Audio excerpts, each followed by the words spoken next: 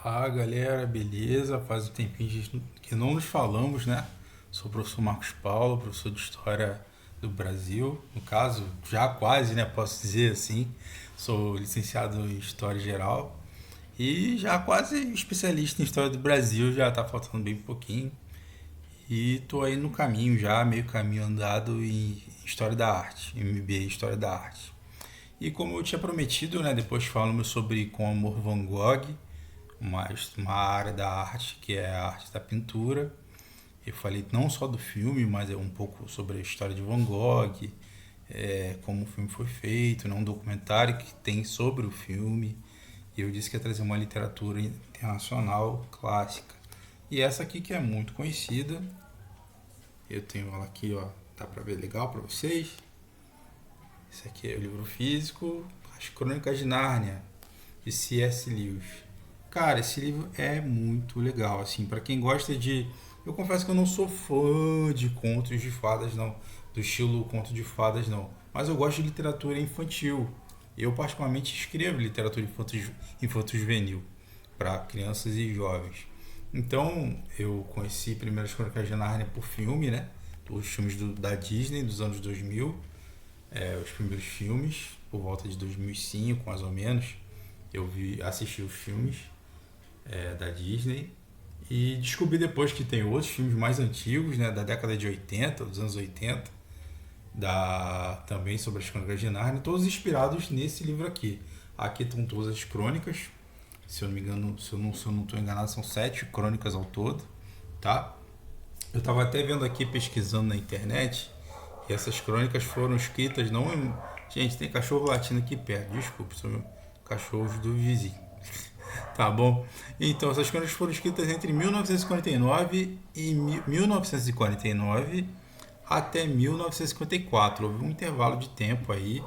O Lewis, ele foi amigo direto do Tolkien. Para quem não sabe, o Tolkien é o criador do Senhor dos Anéis. Para quem gosta do Senhor dos Anéis, sei que muita gente gosta. Eu, particularmente, como eu disse, eu não sou muito desse meio, né, assim, da fantasia, mas eu gostei das Crônicas de Nárnia, achei a história bem legal, a capa é legal, né?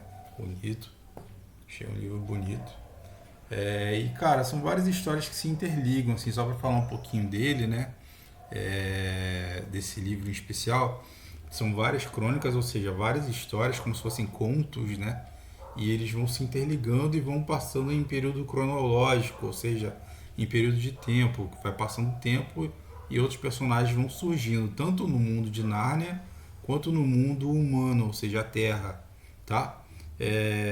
Essa história tem uma mistura de cristianismo, isso fica óbvio aqui pelo Aslan, para quem segue o cristianismo sabe que para os cristãos, Aslan, que seria aqui o personagem principal das Crônicas de Nárnia, seria equivalente ao leão da tribo de Judá, né? Uma das 12 tribos dos israelitas do Antigo Testamento, né?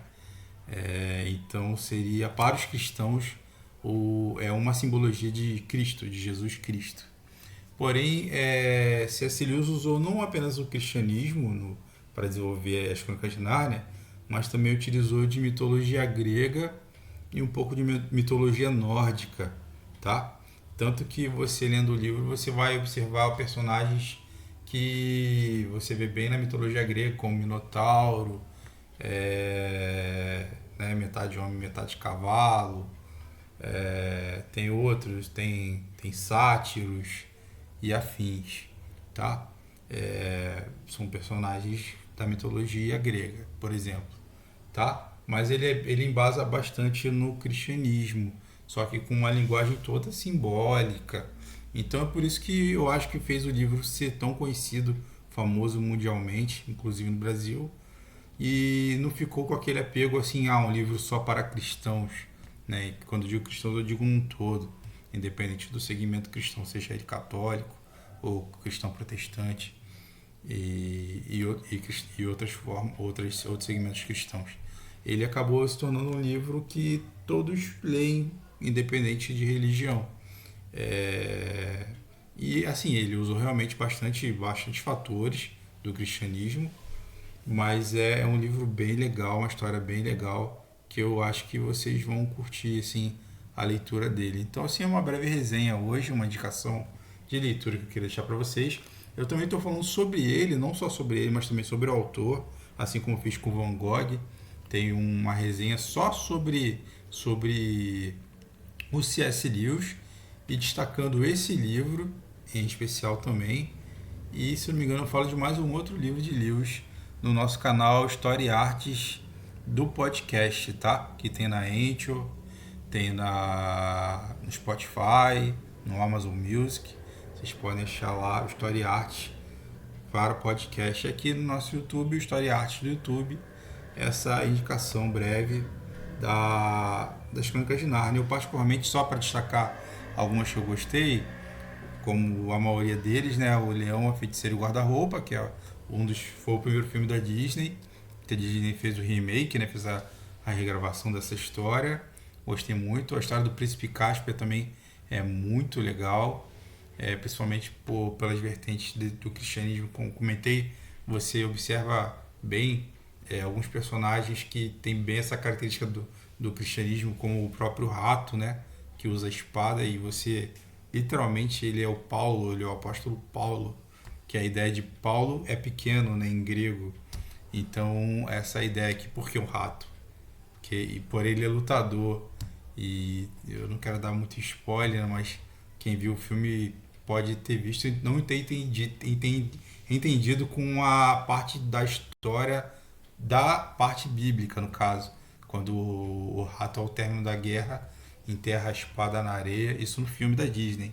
E ele diz: eu não preciso mais disso. E ele diz que ele quer conhecer o país de Aslan, o verdadeiro mundo de Aslan, que não é Nárnia, é um outro mundo. Então seria literalmente a passagem bíblica que Paulo diz: combati o bom combate, por isso ele enterra a espada na areia e diz que não precisa mais disso, o rato no caso, e acabei a carreira, ou seja, ele não vai mais lutar, e guardei a fé. E ele vai para o mundo de Aslan através de um barco. Ele atravessa uma espécie de onda que está ao contrário, né? Como tem no filme clássico Os 10 Mandamentos, por exemplo, mostra essa passagem, né? Na abertura do Mar Vermelho, filme clássico de Hollywood. E você vê claramente isso, essa questão de Paulo, a própria morte de Aslan na mesa de pedra, e depois a mesa parece quebrada. Tudo isso você vê referências bíblicas que o C.S. Lewis usou para escrever as Crônicas de Nárnia, mas com uma linguagem toda simbólica, toda metafórica, justamente para não ser um livro só para cristãos, mas um livro que todos podem ler e que vão gostar, e que independente de, como eu disse, independente de religião, vão curtir. Então tá aqui minha indicação de leitura, né, de uma área da arte, no caso a arte da literatura, que são as Crônicas de Nárnia. Esse aqui é um volume único, no caso, ou seja, a edição completa, com todas as crônicas, tá? Aqui, ó, ele é bem grossinho, são, se eu não me engano, 762 páginas ao todo. Beleza, gente? Então aqui, ó, é isso. Então aqui, só esse alô para vocês, uma breve resenha aqui no nosso canal do YouTube de História e Artes. Não deixem de seguir a gente também lá no podcast, tem podcast novo lá, podcast sobre História do Brasil, tá? Deixei 2 podcasts novos sobre História do Brasil. E eu vou deixar o link do podcast aqui para vocês, alguns links que vocês podem ouvir no canal que vocês preferirem, tá bom?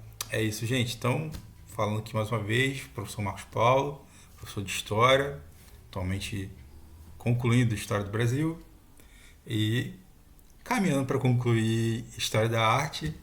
E um abraço para vocês e até o nosso próximo vídeo. Valeu, gente!